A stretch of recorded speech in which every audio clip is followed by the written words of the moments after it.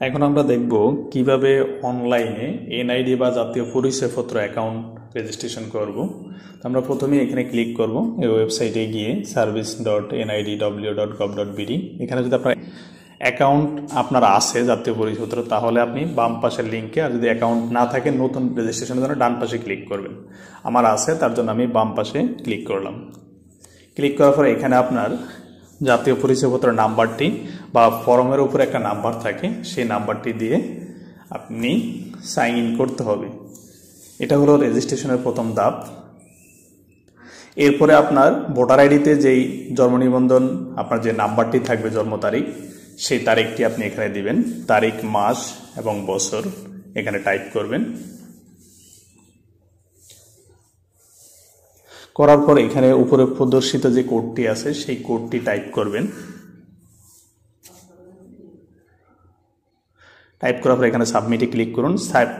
সাবমিটে ক্লিক করার পর আপনার এখানে বর্তমান ঠিকানা, এই তথ্যগুলো আপনাকে পূরণ করতে হবে। প্রথমে বিভাগ, জেলা, উপজেলা, স্থায়ী ঠিকানা, বিভাগ, জেলা নির্বাচন করুন, উপজেলা নির্বাচন করুন, পরবর্তীতে ক্লিক করুন। ক্লিক করার পর আপনার যে মোবাইল নাম্বারটি যে রেজিস্ট্রেশন করা ছিল সেই নাম্বারটিতে এখন একটা কোড পাঠাতে হবে, সেই কোড দিয়ে আপনাকে অ্যাক্টিভ করতে হবে। তাহলে আমরা বার্তা পাঠান এখানে ক্লিক করব। ক্লিক করার পর কিছু সময় অপেক্ষা করলে আপনার মোবাইলে একটা কোড যাবে। সেই কোড নাম্বারটি, যাচাইকরণ কোডটি দিন, এখানে আপনি টাইপ করতে হবে। অবশ্যই 60 সেকেন্ডের মধ্যে আপনি নাম্বারটি এখানে টাইপ করতে হবে। আমরা এখানে নাম্বারটি দিচ্ছি, এটা অবশ্যই আপনার মোবাইলে মেসেজ অপশনে যাবে। বহালে ক্লিক করুন, কিছু সময় অপেক্ষা করুন। করার পরে দেখতে পাচ্ছেন যে এখানে একটা কিউআর কোড আসছে।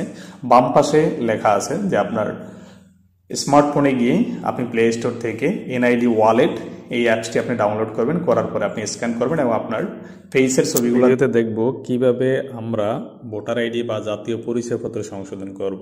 প্রথমেই আমরা এখানে দেখতে পাচ্ছেন যে এখানে আমরা প্রথমেই রেজিস্ট্রেশন করতে হবে। রেজিস্ট্রেশন করার পরে আপনারা একটা ইউজার আইডি পাসওয়ার্ড পাবেন, যেটা দিয়ে আপনারা রেজিস্ট্রেশন করবেন। সেই ইউজার আইডি পাসওয়ার্ড দিয়ে আপনার লগ ইন করতে হবে।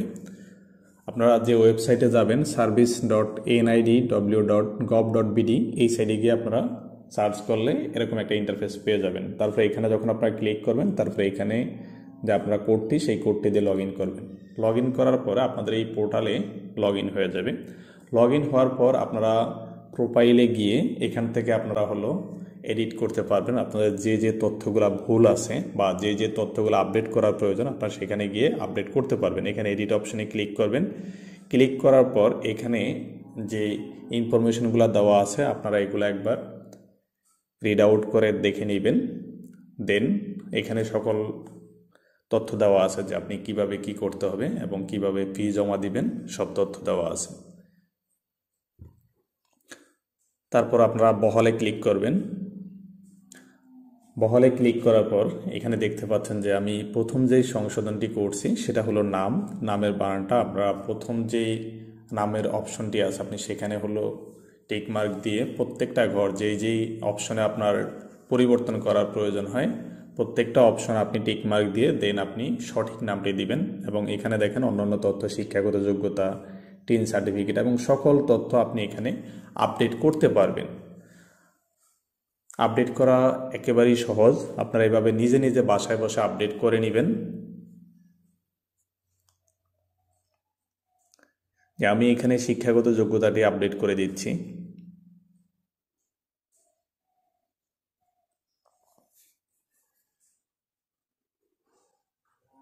এরপর আমরা আমাদের মোবাইল নাম্বারটি আমরা আপডেট করে দিচ্ছি।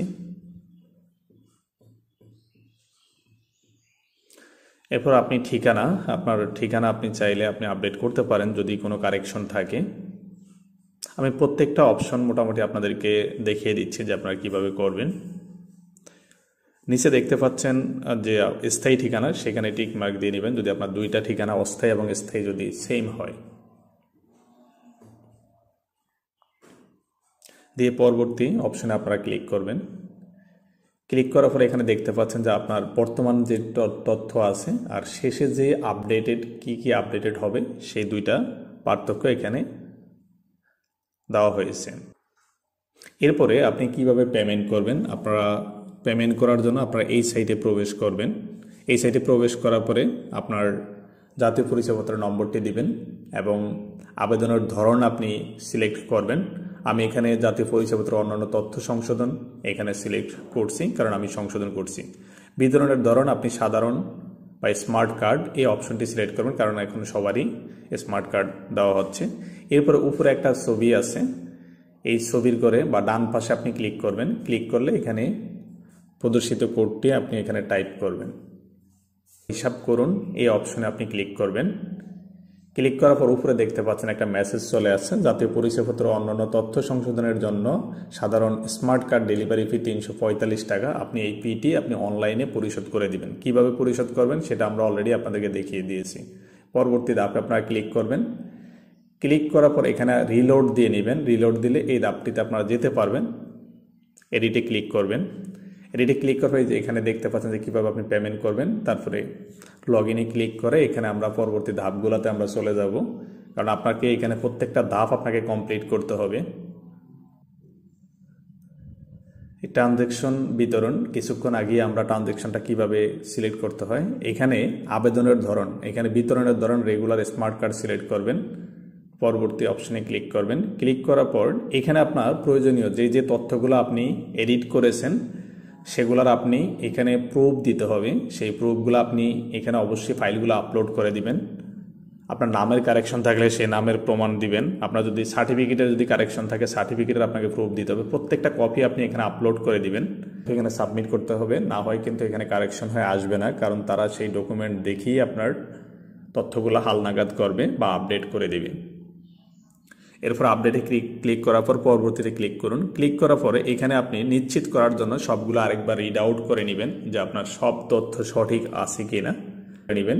করে সাবমিটে ক্লিক করুন। সাবমিটে ক্লিক করার পর আপনার আবেদনটি ইতিমধ্যে সাবমিট হয়ে গেছে।